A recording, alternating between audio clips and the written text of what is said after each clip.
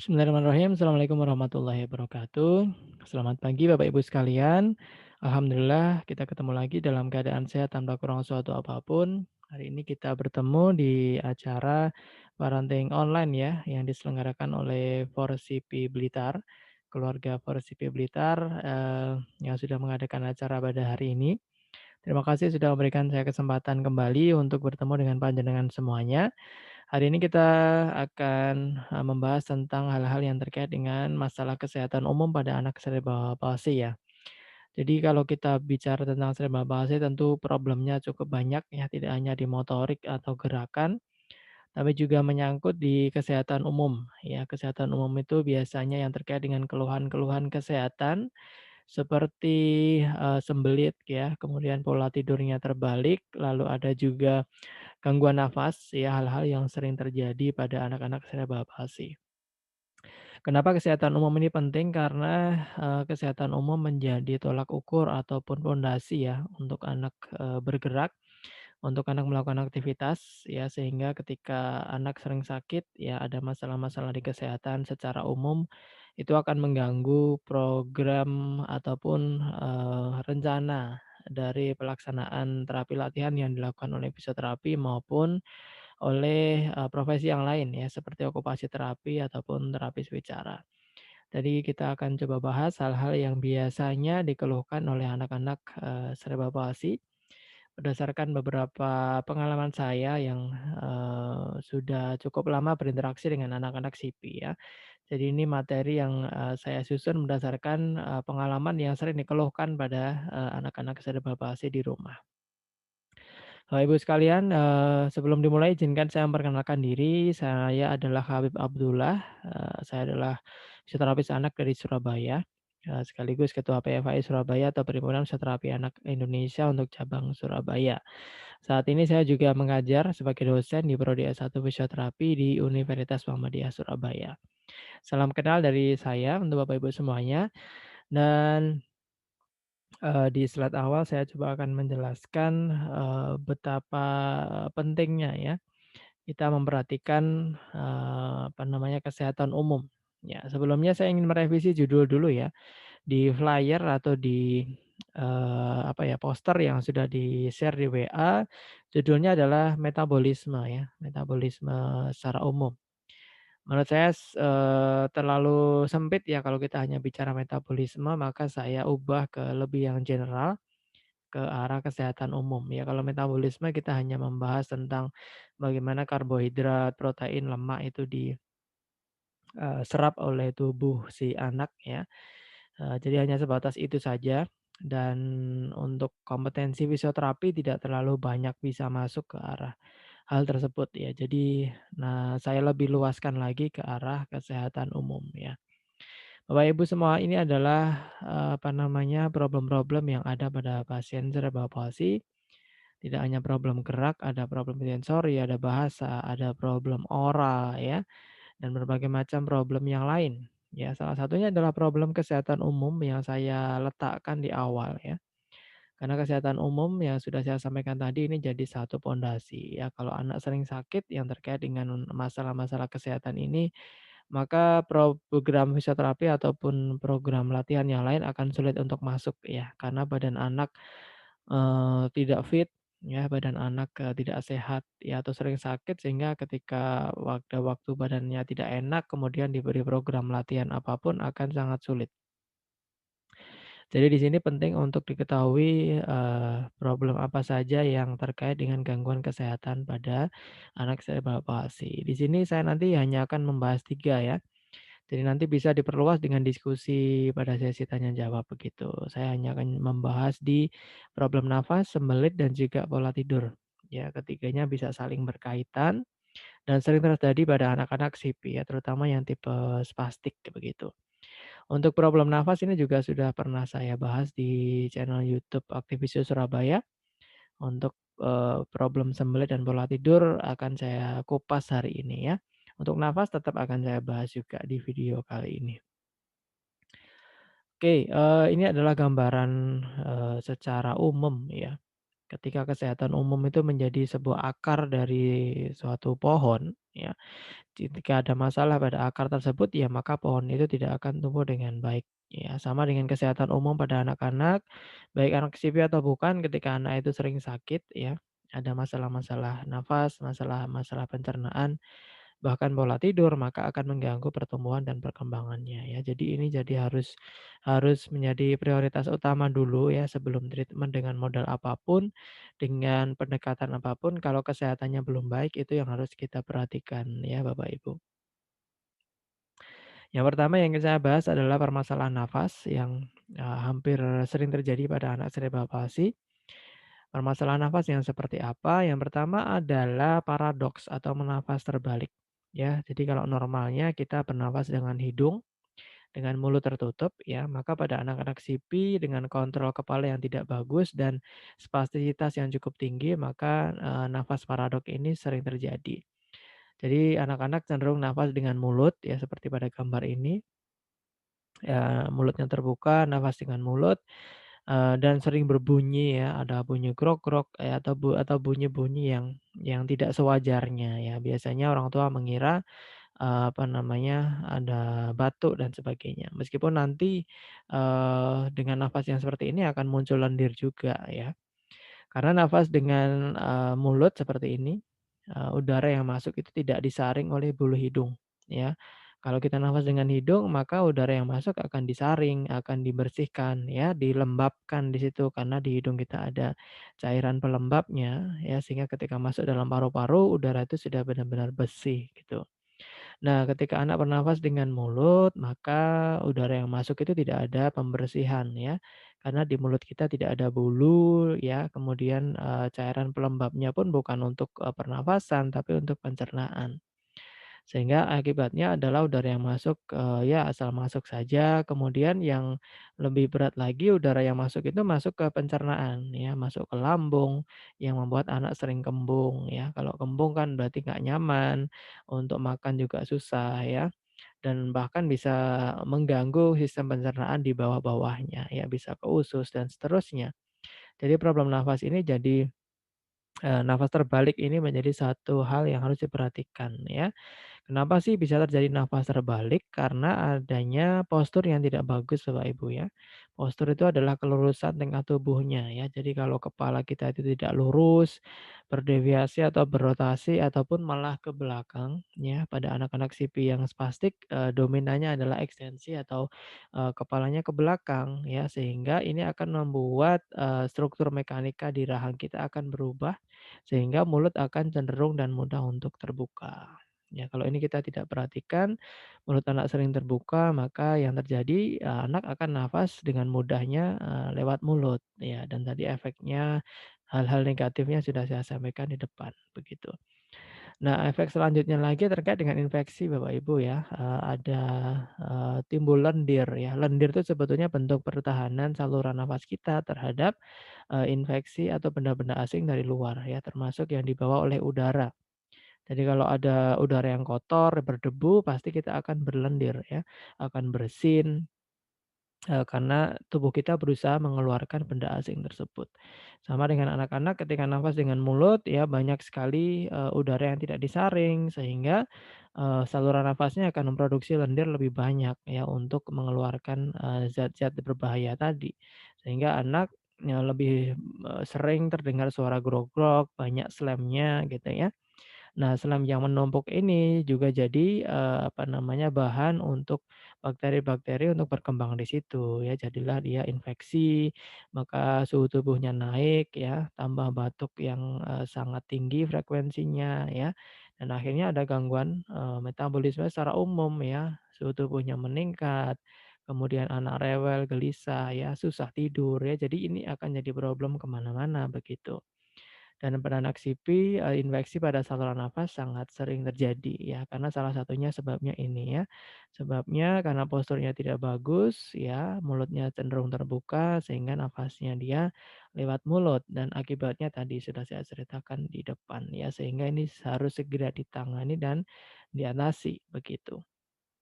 Bagaimana caranya? Kita akan ke home programnya ya, langsung ke, apa ya, prinsip-prinsip penanganannya, pencegahan dan juga penanganannya.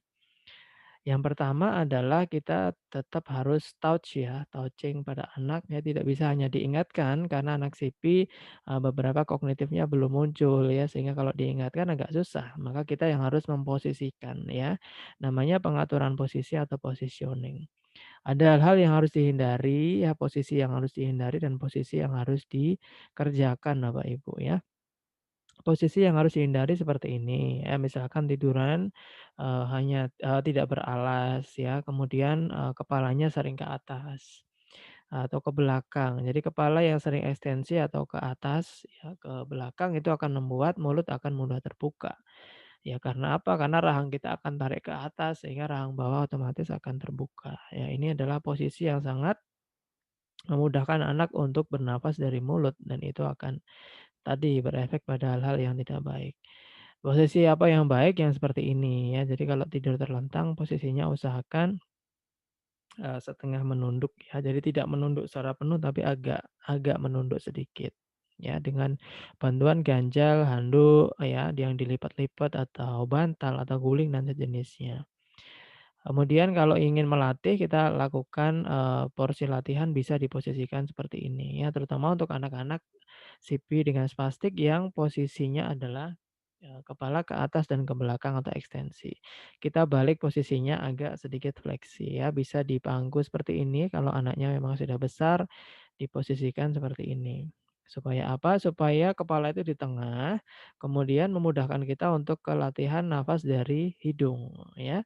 Caranya adalah mulutnya kita tutup ya. Ketika kepala kita itu di tengah dan agak sedikit menunduk, maka mudah sekali untuk kita menutup mulut begitu ya. Sehingga ketika mulut ditutup, maka anak akan mudah nafas dengan hidung gitu. Jadi postur atau posisi yang ekstensi atau menengadah seperti ini sangat merugikan pada, mekanika pernafasan ya dan juga ini secara tidak langsung akan mengganggu, apa ya, kemampuan menelan Bapak Ibu.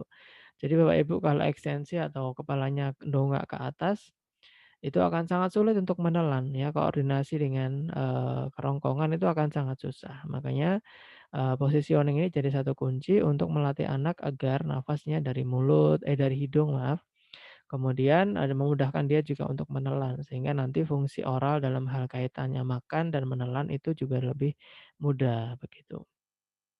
Ya, kemudian kalau sudah ada lendir ya, banyak sekali lendir, ada infeksi kecenderungan ke situ, ya mungkin bisa, dikombinasikan dengan dokter ya, dengan, penguapan atau nebulizer, bisa juga dengan berjemur di pagi hari ya, untuk menghangatkan saluran nafas, untuk membuka saluran nafas, supaya nafas lebih lega ya, dan diharapkan infeksinya jauh lebih, berkurang ya, karena banyak oksigen atau udara yang, apa ya, segar untuk masuk ke dalam, saluran nafas, begitu.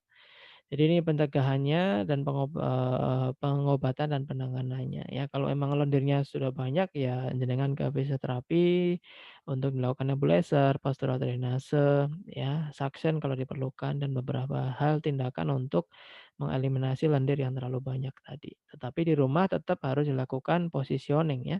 Jangan sampai di rumah ditidurkan lagi seperti ini ya. Jadinya nanti tidak selesai-selesai problem nafasnya, gitu. Problem nafas yang nggak selesai, yang sering terjadi infeksi ya nanti ke badan itu tidak bagus ya, badannya tidak fit, sering, capek gitu ya. Jadi ketika diberikan, program fisioterapi atau okupasi terapi atau yang lainnya itu tidak akan maksimal gitu nggih. Karena badan anak sedang tidak nyaman ya, tidak enak untuk bergerak ya, kemudian kita latih ya tidak akan masuk atau tidak akan, terserap ya ilmu atau gerakan yang kita lakukan begitu ya. Jadi ini harus diperhatikan, sebagai apa ya, hal-hal yang harus diperhatikan di awal ya sebelum kita masuk ke latihan-latihan yang lain. Begitu. Itu problem pertama, problem, pernafasan yang sering terjadi. Yang kedua, permasalahan yang sering terjadi juga adalah di saluran cerna ya.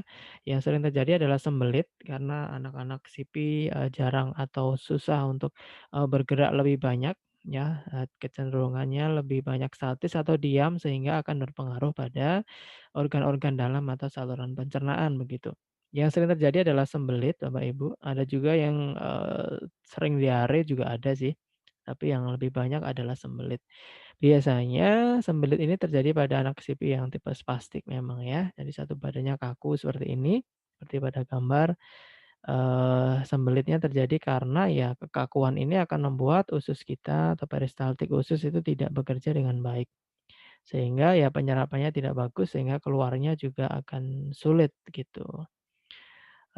Ini beberapa penyebabnya yang sudah saya tulis ya, kurang bergerak, ya kurang bergerak itu ya, hanya tiduran saja ya, karena ketika kita bergerak terutama melawan gravitasi ya, terutama kita saat duduk, berdiri itu, eee eee, apa namanya, metabolisme pencernaan kita berjalan dengan baik. Karena dengan melawan gravitasi, gerakan dari usus dan organ-organ dalam itu akan berjalan dengan baik, ya.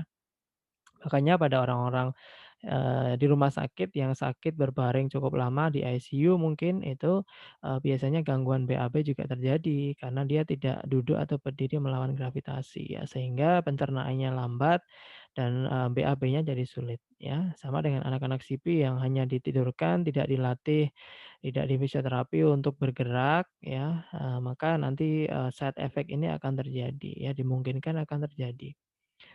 Itu, kemudian penyebab kedua kurang nutrisi ya dari serat, atau buah atau prebiotik dan juga air itu juga berpengaruh. Lalu spastik area badan ini saya sudah bahas tadi, ketika spastik ini sudah satu badan gitu tidak ada gerakan sama sekali ya. Bahkan nafas pun tidak longgar, tidak banyak udara yang masuk, plus saluran cerna itu tidak, bekerja atau bergerak dengan baik, terutama peristaltik usus ya. Sehingga kaku ini akan mengompres organ-organ dalam ya, sehingga, akibatnya ya itu tadi ya, tidak berjalan dengan baik proses, gerakan pada usus kita. Yang terakhir permasalahan sistem saraf itu karena CP yang tipe berat yang memang rusak, tidak hanya di otak tapi di batang otaknya yang, sebagai pusat pengatur metabolisme dan pencernaan, itu rusak juga sehingga ada permasalahan. Ya, ini perlu didiagnosa oleh dokter sepertinya memang ya. Tapi yang problem ABC ini sangat-sangat, sering terjadi ya.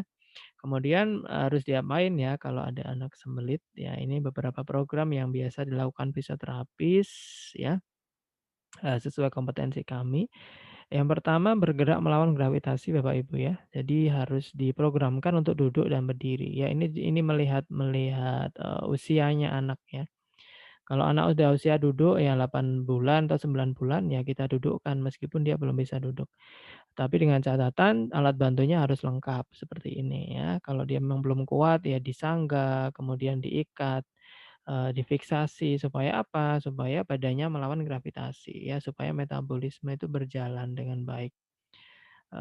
Sehingga duduk yang, dengan alat bantu bukan tujuan untuk dia cepat duduk, tapi untuk ke metabolisme ya. Melihat kasusnya juga ya, kalau kasus CP-nya berat, tidak ada gerakan, ya kita dudukkan ya, benar-benar diposisikan atau diberdirikan ya, dipegangi, diikat dengan pakai alat-alat bantu. Tujuannya, tidak hanya untuk motorik saja, tetapi untuk, metabolisme tadi. Ya, karena metabolisme yang baik nanti untuk program latihannya jauh lebih baik, untuk responnya. Itu, kemudian, pijat, ILU ya atau I love you, pada pijat bayi, mungkin ibu-ibu sudah pernah dengar semuanya. Dan juga ada pijat punggung bawah juga, terutama untuk, CP yang spastiknya satu badan itu perlu kita relaksasi secara keseluruhan. Tapi untuk pijat perut yang ILU ini memang khusus untuk ke arah usus ya, untuk mempercepat penyerapan ya. Seperti ini nanti bisa dilihat di YouTube cukup banyak ya untuk pijat perut untuk bayi ya. Ini dipijat sesuai dengan arah usus ya. Kemudian kalau anaknya spastik ya bisa ditambahi dipijat punggung ya. Punggung ini sebagai pusat, apa ya, metabolisme seluruh tubuh ya, pengaturan metabolisme saraf otonom, gitu ya, peredaran darah itu semua ada di punggung ya, bahkan, Untuk menurunkan spastik pada tangan itu kadang-kadang ketika punggungnya rilis, tangannya itu bisa buka sendiri ya, karena memang punggung kita itu sebagai pusat penyokong gerakan, sebagai pusat pengatur, ritme dan metabolisme dan organ dalam kita ada di punggung dan dada semuanya. Sehingga ini harus, apa ya, harus fleksibel, harus banyak dan bisa bergerak dengan baik, ya. Pada anak spastik yang sangat kaku di punggung dan badannya, ini jadi satu hal yang harus rilis ya, harus dilepas supaya kerja organ dalam juga optimal, gitu. Oke, mobilisasi punggung ini dengan fisioterapi saja nggih, karena kita ada teknik mobilisasi torak atau dada, punggung supaya spastiknya menurun ya, supaya nafasnya lebih bagus, peristaltik itu bekerja dengan baik ketika tulang belakang itu dimobilisasi ya, digerakkan secara pasif oleh fisioterapis, begitu. Kemudian untuk orang tua, untuk nutrisi juga harus diperhatikan ya, buah, serat, dan juga air, putih gitu ya. Itu juga harus cukup ya. Jadi program ini harus berjalan semuanya, ketika ada masalah sembelit tidak hanya satu saja, bisa bisa aja semuanya dilakukan ya. Karena semuanya saling terkait ya, saling berhubungan ya, tidak bisa hanya satu saja.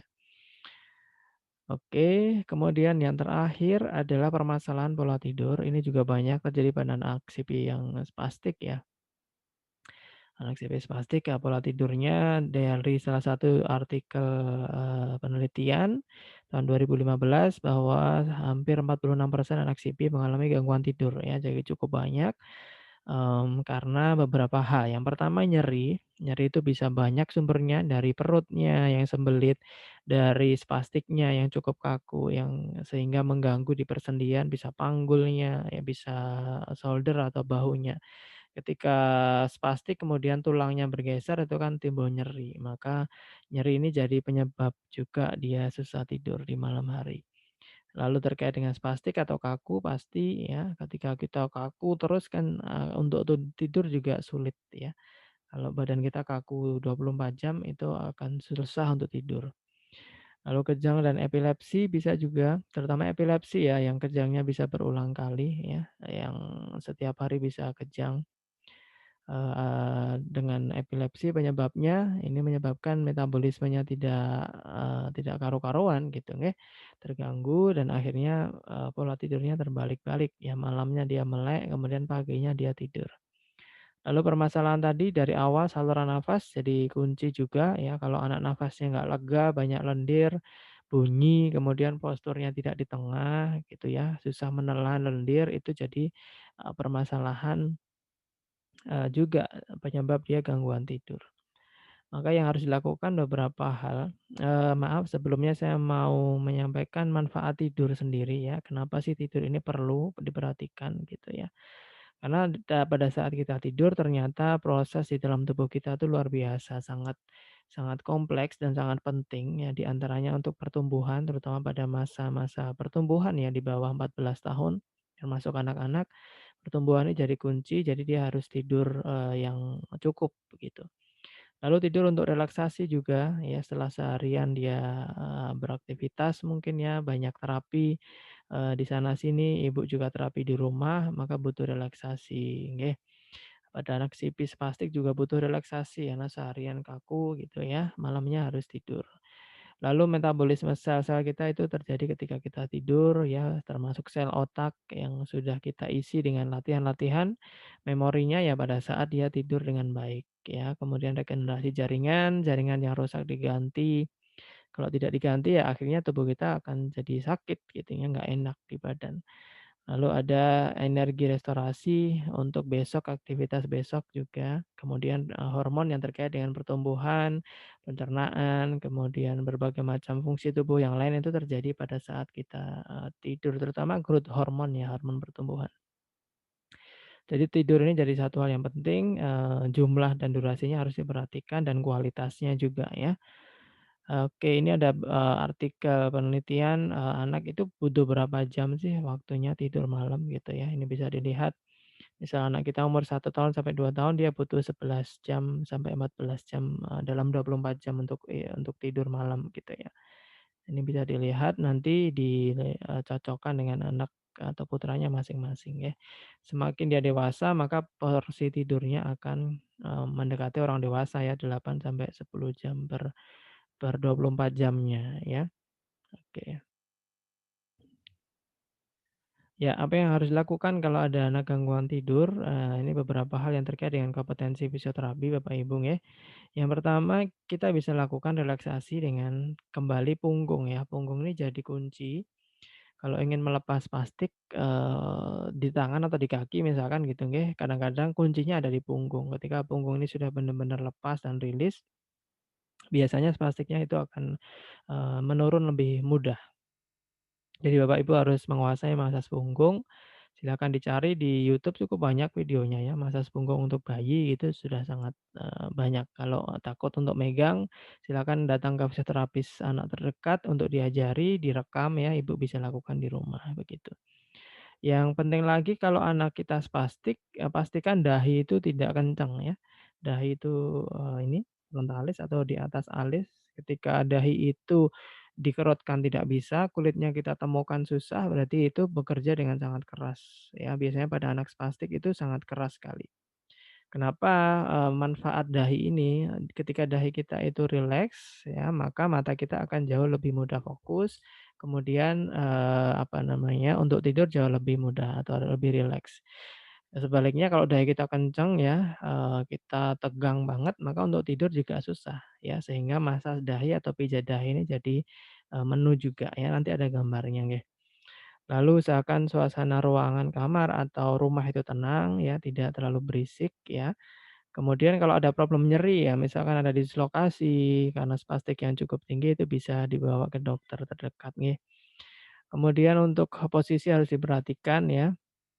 Kalau sehari-harinya dia atau anak kita cenderungnya ekstensi atau ke belakang terus, ya itu juga jadi apa namanya, penyebab juga spastiknya nggak turun-turun ya, akhirnya nanti tidurnya juga terhambat karena dia merasakan capek yang luar biasa atau ketegangan yang nggak rileks-rileks gitu ya, nggak pernah rilis ototnya. Kalau ada problem nafas diselesaikan ya, karena ini terkait ketika nafas anak nggak longgar, ada lendirnya misalkan atau posisi yang tidak pas, maka nanti akan mengakibatkan, tidurnya juga kualitasnya tidak baik ya. Kemudian di pagi atau siang harinya kita usahakan banyak bergerak ya, dilatih ya, bagaimana cara melatihnya bisa ditanyakan fisioterapi terdekat sesuai dengan kemampuan masing-masing ya. Ada yang diguling-gulingkan, ada yang merangkak, ada yang duduk ya. Gerak ini cukup banyak komponennya ya, ketika anak, itu bisa diperintah ya kita ajak main, kita berikan mainan yang cukup banyak supaya dia bergerak. Ketika otot bergerak metabolismenya bagus ya, pembakaran, glukosa dan juga, apa namanya, aliran oksigen, kemudian pengangkutan CO2 itu jauh lebih lancar ya, sehingga metabolisme baik dan akhirnya pola tidurnya oke karena dia malam sudah capek dan dia, otomatis akan tidur gitu. Untuk anak-anak yang kognitifnya tidak terlalu bagus, tidak bisa diperintah, ya kita yang menggerakkan ya, dengan, bantuan 2 orang misalkan kita guling-gulingkan, ya kita buat posisi duduk, ya kita, angkat-angkat tangannya dan seterusnya. Jadi cukup banyak variasinya, silakan nanti dikonsultasikan dengan fisioterapis anak terdekat ya, karena masing-masing, kemampuan anak itu beda-beda gerakan begitu. Nah, ini contoh masas punggung, ini gambar saja di YouTube cukup banyak Bapak Ibu ya, bisa dicari. Tapi tadi kalau takut megang, takut salah bisa ke fisioterapis terdekat ya, nanti diajari lalu Ibu bisa lakukan di rumah, di video ya, supaya tidak lupa. Nah, ini yang saya tambahkan tadi masas dahi ya, kalau pada anak-anak yang sering ekstensi atau kepalanya ke belakang, dahi ini jadi kunci ya. Pasti dahinya sangat keras sekali, ketika ini keras maka, ya mata itu jadi sangat aktif ya, susah untuk tidur begitu ya, susah juga untuk fokus atau atensi. Caranya bagaimana? Ya caranya dahi ini kita kasih lotion saja, kemudian kita buka ke kanan dan ke kiri ya, kita geser-geser tangan kita di seluruh kulit dahi, kemudian kita bawa dahi itu ke bawah ya, ke bawah ke arah mata ya, karena anak-anak yang ekstensi ke belakang maka dahinya sering dibawa ke atas, maka kita balik untuk melihat ke arah, dada dan juga perut seperti ini ya. Dengan seperti ini maka mata akan jauh lebih rileks ya, dahi rileks. sehingga, nanti tidurnya jauh lebih bagus ya. Bisa ditambah masas di kulit kepala juga ya. Kulit kepala itu juga kalau sangat kenceng banget ya susah tidur ya. Bayangin, kalau kita sedang stres ya, ini sangat tegang sekali ya, untuk tidur akan sulit ya. Seperti ini masas kulit kepala, misalkan posisinya di tengah ya, seperti ini, ya untuk mengenalkan tengah tubuh, nafasnya juga lebih enak lewat hidung, mulutnya tertutup begitu ya, menelan nanti juga jauh lebih mudah. Ya, bisa ditambah stretching seperti ini. Jadi intinya kepala dan punggung itu jadi kunci ya untuk metabolisme dan kesehatan secara umum, ngeten. Ya dengan posisi ini kita lihat nafasnya sudah otomatis dari hidung, menelannya jauh lebih mudah dilatih gitu ya, lebih rileks dia karena, punggung itu, benar-benar rilis dan lepas ya. Untuk anak-anak yang spastiknya tinggi, posisi ini sangat dianjurkan untuk mengurangi spastik ya, ya paling tidak menurunkan, kemudian anak bisa merasakan lebih rileks begitu. Baik Bapak Ibu kurang lebihnya seperti itu nggih, materi parenting kali ini kita sambung di diskusi mawon lebih banyak, yang intinya metabolisme atau kesehatan umum ya, ini jadi hal yang harus kita perhatikan karena ini merupakan pondasi atau akar. Ya ketika anak itu tidak, ketika anak itu sering sakit, maka program fisioterapi atau, okupasi terapi itu akan sulit untuk diterima.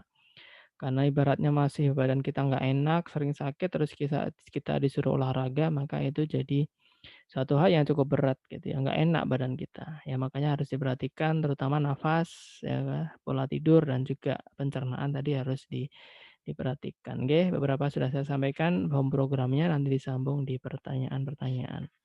Baik Ibu, Bapak, terima kasih sudah menyimak, mudah-mudahan bermanfaat. Bila ada kekurangan datangnya dari saya, apabila ada kelebihan manfaatnya datangnya dari Allah Subhanahu wa taala. Wabillahi taufiq wal hidayah. Wassalamualaikum warahmatullahi wabarakatuh.